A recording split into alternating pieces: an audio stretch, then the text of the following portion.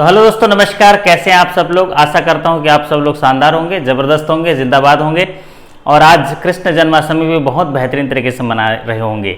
हर event को, जीवन के हर पहलू को बेहतरीन तरीके से मनाइए। तो कृष्ण जन्माष्टमी की आप सभी को शुभकामनाएं। अगर पढ़ाई कर रहे हैं तो पढ़ाई को भी बेहतरीन तरीके से करिए, अगर कोई त्यौहार मना रहे हैं तो उसको भी बेहतरीन तरीके से करिए। आज का ये सेशन है, हम लोग डाउट क्लियरिंग सेशन के रूप में लेते हैं। जैसे बैंक में चेक क्लियरिंग सेशन होता है ना, वैसे हम लोग के यहाँ डाउट क्लियरिंग सेशन है। तो आज मैं कुछ चुनिंदा साथियों के सवाल लूंगा जिनको डाउट है। तो आज चलिए पहला जो डाउट जो उन्होंने भेजा है उस साथी ने, उस सवाल पे चर्चा करते हैं। तो साथी का सवाल ये था कि कोई सीसी, कोई फर्म का है सीसी, तो सीसी को जो सैंक्शन लिमिट है वो 6 लाख है। सीसी का सैंक्शन लिमिट, उसको सैंक्शन लिमिट का मतलब लोन लिमिट हुआ, और वो है 6 लाख।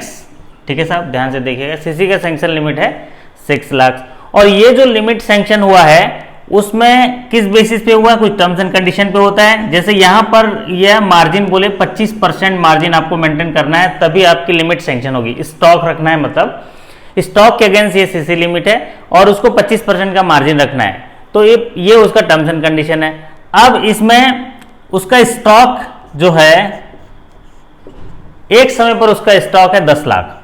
कितना साहब? 10 लाख स्टॉक है, 10 लाख। तो ये बोल रहे हैं कि इनका ड्राइंग पावर बताइए। ड्राइंग पावर, जिसको डीपी नोट बोलते हैं, ड्राइंग पावर। ड्राइंग पावर क्या होगा? ये सवाल जो है ऑब्जेक्टिव सवाल अभी आया था। तो आप जो है इसमें देखो, सैंक्शन लिमिट 6 लाख दिया है, मार्जिन पर 25% और स्टॉक जो है 10 लाख है। तो ड्राइंग पावर दीजिए। ड्राइंग पावर का सिंपल फार्मूला क्या है? जो भी स्टॉक है उसमें मार्जिन घटा देंगे तो ड्राइंग पावर हुआ। तो ड्राइंग स्टॉक में 10 लाख है और मार्जिन रखना है 25%। तो मार्जिन 25, तो उसका मार्जिन क्या हो गया? मार्जिन हो गया 2.5 लाख हो गए। तो ड्राइंग पावर क्या होगा? ड्राइंग पावर होगा स्टॉक माइनस मार्जिन। तो स्टॉक माइनस मार्जिन निकालते हैं, तो यहां हो जाएगा 10 माइनस 2.5, तो इज इक्वल टू 7.50 इसका ड्राइंग पावर आया। 7.50 ड्राइंग पावर। ठीक है साहब। अब लेकिन यहां पर देखिए सैंक्शन लिमिट कितना है? 6 लाख है और ड्राइंग पावर यहां पर आ रहा है 7.5 लाख। ड्राइंग पावर का मतलब क्या है? वहां तक का निकाल सकता है, लेकिन निकाल ही नहीं सकता है क्योंकि लिमिट ही 6 लाख है। तो इस केस में इसका ड्राइंग पावर भी कितना होगा? 6 लाख ही होगा। इसका भी ड्राइंग पावर क्या होगा? 6 लाख होगा। क्योंकि अगर लिमिट 10 लाख होता, तो अगर इसी कंडीशन में अगर लिमिट यहां पर 10 लाख होता तो उसका ड्राइंग पावर होता 7.5 लाख। लिमिट में अवेलेबल बैलेंस होते हुए भी वो 7.5 लाख तक निकाल सकते थे। लेकिन चूंकि यहां पर क्या है, लिमिट 6 लाख है और ड्राइंग पावर 7.5 लाख आ रहा है, तो लिमिट से ज्यादा तो निकाल ही नहीं सकते। इसलिए यहां पर भी डीपी क्या होगा? 6 लाख होगा। मतलब उन्होंने एक्स्ट्रा स्टॉक रखा हुआ है, कोई बात नहीं। तो ये जो है आपको इसमें समझ में आया होगा बाकी साथियों के लिए कि देखिए हमेशा सैंक्शन लिमिट जो होता है, सैंक्शन लिमिट से ज्यादा ड्राइंग पावर नहीं हो सकता है, और अगर सैंक्शन लिमिट से नीचे ड्राइंग पावर हो सकता है अगर स्टॉक कम है तो। स्टॉक में मार्जिन और डीपी कैसे निकालते हैं? Stock minus margin. तो मार्जिन दिया है 2.5 क्योंकि 25% है, स्टॉक में से घटा दें तो डीपी आ गया। लेकिन डीपी ज्यादा आ रहा है सैंक्शन लिमिट से, ऐसा हो नहीं सकता। सैंक्शन लिमिट के से ज्यादा तो डीपी आ ही नहीं सकता क्योंकि उससे ज्यादा निकाल ही नहीं सकते। तो इसका उत्तर होगा सही। तो चलिए बढ़ते हैं दूसरे डाउट पर। तो दोस्तों दूसरा जो डाउट, ज्यादातर डाउट आ रहा है वो बैंकिंग ओम्बुड्समैन को लेके आ रहा है। बैंकिंग ओम्बुड्समैन के लिए आ रहा है। तो चूंकि इसमें परिवर्तन हुआ है बैंकिंग ओम्बुड्समैन में, तो वो जो परिवर्तन हुआ है, एक तो इनके जो टोटल अवार्ड जो मैक्सिमम अवार्ड देंगे उसका है, मैक्सिमम अवार्ड बैंकिंग सर्विस से जो मैक्सिमम अवार्ड है वो 20 लाख तक देंगे। और दूसरा है मेंटल एगोनी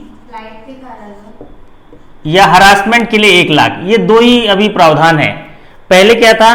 क्रेडिट कार्ड के केस में 1 लाख था, लेकिन उसको हटा दिया है, अब मैक्सिमम अवार्ड 20 लाख कर दिया है। तो कोई भी सवाल आए, अगर मैक्सिमम अवार्ड दिया जाएगा बैंकिंग सर्विसेज रिलेटेड, चाहे लोन हो, डिपॉजिट हो या एंसिलरी सर्विसेज से हो, तो वो 20 लाख होंगे। और मेंटल एगोनी के केस में वो होंगे 1 लाख। तो आप इसको बिल्कुल कंफ्यूज मत होइए। अगर मेंटल एगोनी और हरासमेंट देगा तो 1 लाख पे क्लिक करिएगा। अगर मैक्सिमम अवार्ड पूछा जाएगा सर्विसेज में तो 20 लाख पे टिक लगा दीजिएगा। इसमें समझने वाली बात इतनी ही है। और पहले क्या था? 10 लाख था और क्रेडिट कार्ड के केस में 1 लाख था। लेकिन आजकल तो क्रेडिट कार्ड भी ज़्यादा बड़े होने हो गए हैं, तो इस केस में सर्विसेज को मॉडिफाई किया गया है, इसमें जो मैक्सिमम अवार्ड को, और ये 20 लाख कर दिया गया। तो ये ध्यान देने वाली बात है। अगर सिर्फ पूछता है मेंटल एगोनी और हरासमेंट तो 1 लाख, और अदर सर्विसेज में पूछता है तो 20 लाख। ठीक है, ये क्वेश्चन नंबर 2 आपका क्लियर हो गया। चलिए अब बात करते हैं डाउट नंबर 3 पर। बात करते हैं सवाल नंबर 3 पर, डाउट नंबर 3 पर। इसमें डाउट नंबर 3 जो है वो पीपीएफ अकाउंट के बारे में है। पीपीएफ अकाउंट के बारे में है, public provident fund. Public provident fund के लिए अकाउंट ओपन करना अगर कोई चाहता है, अकाउंट ओपन, केवल अकाउंट ओपन करना चाहता है, तो उसका मिनिमम 100 रुपीज में ओपन हो जाएगा। ठीक है साहब, 100 रुपीज में अकाउंट ओपन हो जाएगा, मतलब जीरो बैलेंस में ओपन नहीं होगा, 100 रुपीज में अकाउंट ओपन हो जाएगा। लेकिन अगर ईयरली पूछा जाए, एक फाइनेंशियल ईयर में मिनिमम डिपॉजिट कितना करना है, तो मिनिमम डिपॉजिट करना पड़ेगा उनको 500 रुपीज। ये कितना करना पड़ेगा? 500 रुपीज। और एक फाइनेंशियल ईयर में मैक्सिमम कितना करना है, मैक्सिमम डिपॉजिट, तो वो 1,50,000। तो ये डाउट क्लियर हो जाना चाहिए। ये घुमा के पूछ देता है। तो मिनिमम डिपॉजिट फाइनेंशियल ईयर में 500, लेकिन अकाउंट ओपनिंग के लिए मिनिमम जो है 100। तो ये 3 चीजें आप याद कर लीजिए, तो ये डाउट क्लियर हो जाएगा। तो चलिए अब बढ़ते हैं डाउट नंबर 4 पे। डाउट नंबर 4 में पूछा गया है, किसी एक बारोवर खाता है, वो खाता एनपीए है, और एनपीए में उसका 31 मार्च 2020 को उसका आउटस्टैंडिंग बैलेंस है 12 लाख। 12 लाख है, 12 लाख बैलेंस है, और उसमें सिक्योरिटी है, value of security. Value of security जो है वो 8 लाख है, आज 8 लाख वैल्यू ऑफ सिक्योरिटी है। और इसमें बोला गया है कि ये 2 साल से ज्यादा डाउटफुल हो गया, तो ये डाउटफुल 2 कैटेगरी में है। डाउटफुल 2 कैटेगरी में है। तो इसका प्रोविजन कितना होगा पूछा गया, प्रोविजन कितना पूछा गया है। तो ये देख लीजिए, ये डाउट कैसे क्लियर करते हैं। इसका प्रोविजन पूछा गया, तो सबसे पहले देखिए, जब भी ऐसे सवाल आते हैं तो आप इनको देखिएगा कि कौन सी कैटेगरी में है। तो यहां पर तो क्लियर है डाउटफुल 2 कैटेगरी में है। तो डाउटफुल 2 कैटेगरी में है, तो फिर निकालना पड़ता है कि कौन वैल्यू ऑफ सिक्योरिटी क्या है। तो वैल्यू ऑफ सिक्योरिटी दिया गया है, तो सिक्योर्ड पोर्शन क्या होगा इसका? सिक्योर्ड पोर्शन जिसको बोलते हैं वो होगा, सिक्योर्ड है 8 लाख, और अनसिक्योर्ड जो होगा, जो बचा हुआ हिस्सा अनसिक्योर्ड होगा, तो 4 लाख अनसिक्योर्ड हो गया। ठीक है, अब जब इनका प्रोविजन करते हैं डाउटफुल 2 में, तो डाउटफुल 2 में क्या होता है कि अगर सिक्योर्ड पोर्शन का 40% करते हैं और अनसिक्योर्ड पोर्शन का 100% करते हैं, तब देखिए इसका सिक्योर्ड पोर्शन का प्रोविजन कितना होगा, इसका 40%, तो प्रोविजन निकाल लीजिए आप, 3.20 लाख होगा। और अनसिक्योर्ड पोर्शन का क्या हो जाएगा, अनसिक्योर्ड पोर्शन का प्रोविजन हो जाएगा 100%, तो 4 लाख हो जाएगा। अब ये टोटल प्रोविजन अगर हम यहां जोड़ देंगे तो 7.20 लाख हो जाएगा टोटल प्रोविजन। तो इसका सही उत्तर हो गया 7.2 लाख। तो ये समझ में आ गया आपको। तो हमें जब भी ऐसे प्रोविजन निकालने के लिए आए तो चीज देखिएगा, आउटस्टैंडिंग बैलेंस फटाफट निकाल दीजिएगा, सिक्योर्ड पोर्शन कितना है, अनसिक्योर्ड पोर्शन कितना है। फिर देखिएगा वो डाउटफुल 1 में है कि 2 में है। अगर डाउटफुल 1 में होता तो यहाँ पर 25% निकालते सिक्योर्ड पोर्शन का, और अनसिक्योर्ड का 100%। डाउटफुल 2 में है तो यहाँ 40% और यहाँ 100%, और डाउटफुल 3 में है तो हमको देखना नहीं है, 100% सीधे निकाल देना है। तो ये आशा करता हूँ कि ये समझ में आ गया होगा। अब बढ़ते हैं आज के सेशन के जो अंतिम डाउट पे। आज डाउट नंबर 5 पे बात करते हैं। तो जो डाउट नंबर 5 है, वो डाउट नंबर 5 में देखिए हाउसिंग लोन के बारे में डाउट नंबर 5 में ज्यादा।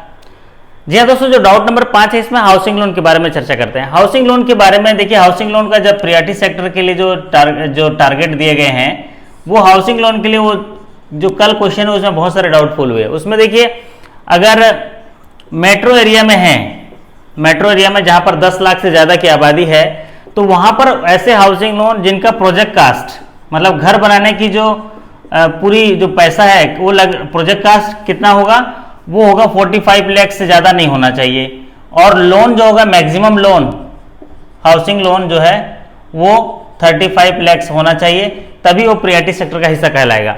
मतलब घर पूरा बनाने का जो खर्चा है वो 45 लाख से ज्यादा नहीं होना चाहिए, और यहाँ पर जो मैक्सिमम लोन है 35 लाख से ज्यादा नहीं होना, तभी वो प्रियॉरिटी सेक्टर का हिस्सा होगा, 10 लाख से ऊपर जहां आबादी है।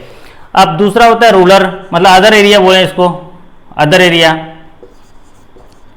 एरिया के लिए प्रोजेक्टेड जो कास्ट है वो यहाँ पर 30 लाख, और यहाँ पर 25 लाख घर होना चाहिए, प्रोजेक्ट उसका 30 लाख होना चाहिए और मैक्सिमम लोन जो है 25 लाख होने चाहिए। इससे ज़्यादा हुआ तो भी प्रियॉरिटी सेक्टर का हिस्सा नहीं होगा। तो आपको ध्यान रखना होगा पूछ क्या रहा है। मैक्सिमम प्रोजेक्ट कास्ट पूछेंगे तो आपको 45 लाख बोलना पड़ेगा मैक्सिमम प्रोजेक्ट कास्ट, और अगर मैक्सिमम लोन की बात करी तो 35 लाख बोलना पड़ेगा। ठीक उसी तरह अदर एरिया में मैक्सिमम प्रोजेक्ट कास्ट 30 लाख और हाउसिंग लोन के बारे में बात होगी मैक्सिमम तो 25 लाख होंगे।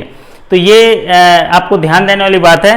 सवाल जो है सीधे नहीं आएंगे, कठिन सवाल भी आते हैं, सीधे सवाल भी आते हैं। जैसे आरआरबी में सीधे वन लाइनर सवाल आते हैं, लेकिन अदर में आपको थोड़े घुमा के सवाल देंगे। इसलिए प्रैक्टिस करना बहुत जरूरी है। प्रैक्टिस करने से अपना जो है आत्मबल बढ़ता है, मनोबल बढ़ता है, उत्साह बढ़ता है और डाउट क्लियर होता है। और जब डाउट क्लियर होता है तो कहीं भी घुमा के सवाल पूछ दे, क्या दिक्कत है।